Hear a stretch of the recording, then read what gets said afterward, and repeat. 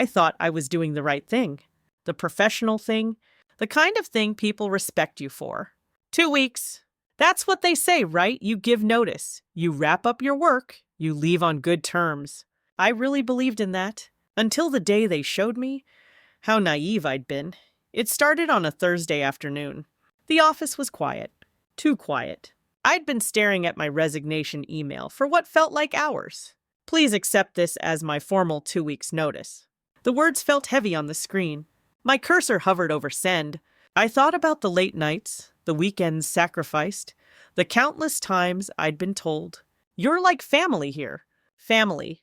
That word used to mean something. Not anymore. I hit send. And just like that, I thought I'd done my part. I thought I'd leave with dignity. I thought they'd respect me for it. I was wrong. At 4:15 p.m., my manager called me in. His smile was polite. Too polite.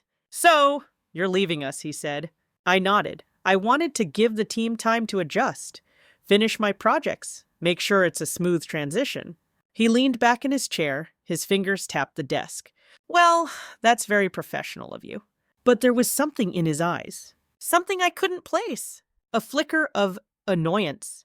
"We'll make sure HR takes care of the exit process," he said. "Don't worry, we'll handle everything."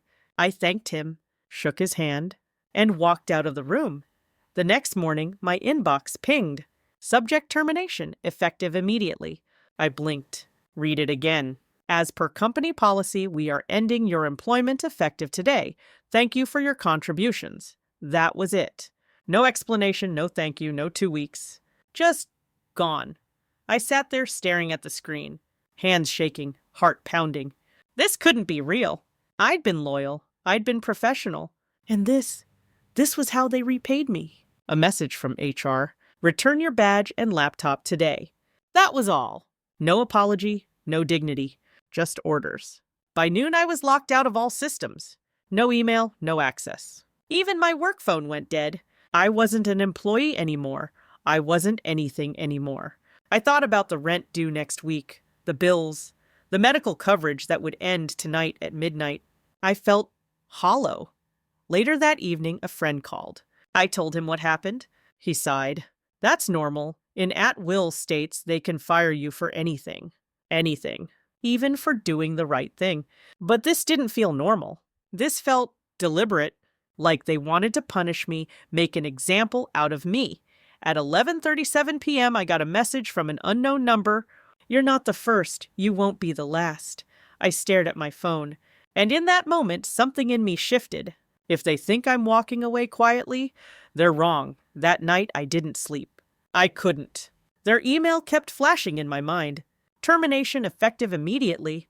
2 weeks. That's all I asked for. 2 weeks to wrap things up. 2 weeks to leave with dignity. And they took even that away. At 2:17 a.m., I sat in the dark, staring at my laptop. If they thought I'd just disappear quietly, they didn't know me at all.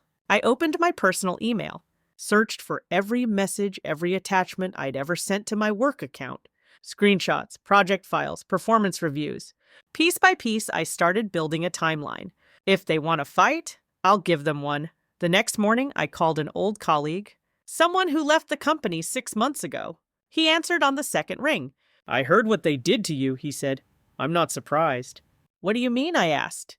"You're not the first." He told me how it worked. Whenever someone gave notice, management would terminate them immediately. No severance, no benefits, no chance to prepare. And if anyone tried to push back, legal threats, whispers of poor performance, their reputations destroyed. "They've done this for years," he said. "No one's ever fought back." Then maybe it's time someone did. For days, I combed through my old files, emails where I'd been praised for my work, performance reports showing top results. They couldn't claim poor performance. Not this time. I dug deeper. In an old Slack thread, I found it.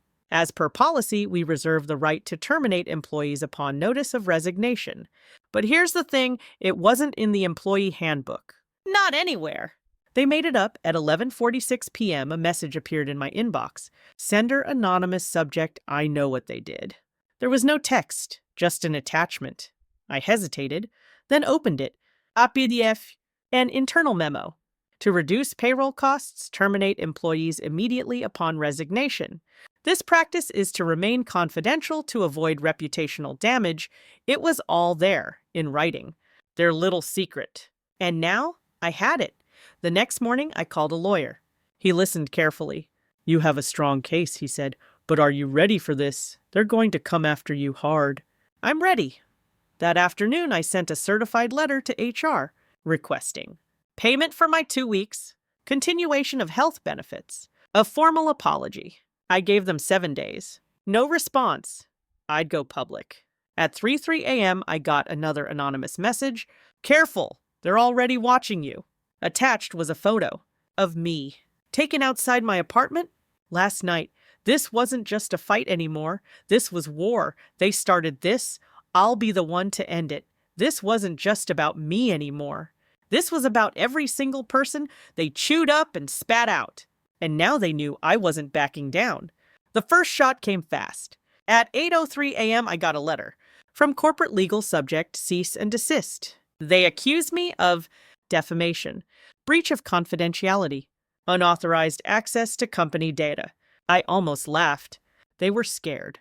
If they want to play games, I'll play too. At noon, I sent the memo to a journalist.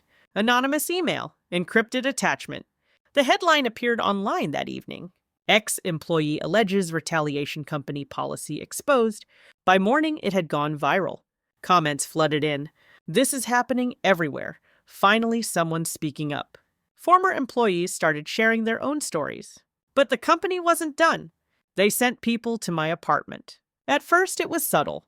A black car parked across the street for hours. Strange calls in the middle of the night. And then, an email from unknown. "You're not as invisible as you think." I thought about stopping, walking away. But then I remembered Mia and all the others. If I stop now, they'll win again. At 3:42 a.m., I hacked into my old work email. Nothing there. They'd wiped everything clean, except one draft message. Aditya Monitoring. Update needed. They were tracking me.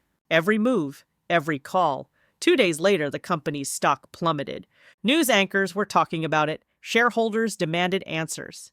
And the board, they called an emergency meeting. Kristen, head of HR, tried to spin it. These are baseless accusations from a disgruntled employee. But the journalist had the memo, the email logs, the screenshots. It was over. That night, my phone buzzed. Unknown number. "You think you've won?"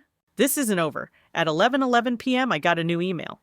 Sender, board chair. Subject, "We need to talk." They wanted a meeting. In person. Maybe they wanted to settle. Or maybe they wanted to silence me for good. It didn't happen all at once. It started with a whisper, then a headline, then a firestorm. And just like that, the empire crumbled. 3 days after the leak, investors began pulling out. 4 days later, the media caught wind of it. By the end of the week, shareholders demanded resignations. Kristen was the first to go. Her carefully curated LinkedIn bio deleted. Her signature heels clicking down the marble hallway, gone. Then Andy. The man who once strutted through the office like he owned the air we breathed, now escorted out by security. His face pale, his eyes hollow. The office fell quiet after that. The whispers stopped. The laughter stopped. Even the hum of the printers felt muted. They were gone. But I was still here. At 10:47 a.m., my phone buzzed. Unknown number. I hesitated, then answered. "We'd like to meet." The voice was calm, measured, powerful. "The board would like to discuss your future with the company." The room was colder than I remembered. 12 faces stared at me from across a polished oak table. Not hostile, not friendly, just calculating.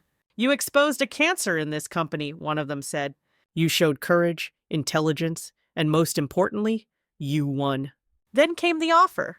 "We want you to lead HR as our interim chief people officer. To rebuild what they destroyed." I should have felt proud, vindicated. But all I felt was a strange, heavy silence. This was the chair Kristen once sat in.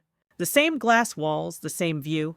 Would I really be different? Or would this place change me too? That evening I sat in my new office, logged into the system, and there it was.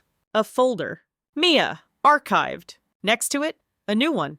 Aditya Monitoring, active. As I opened the file, my reflection stared back at me in the glass. Cold, detached, almost unrecognizable. A voice echoed in my mind. Everyone thinks they're the hero at first. I picked up. Hello!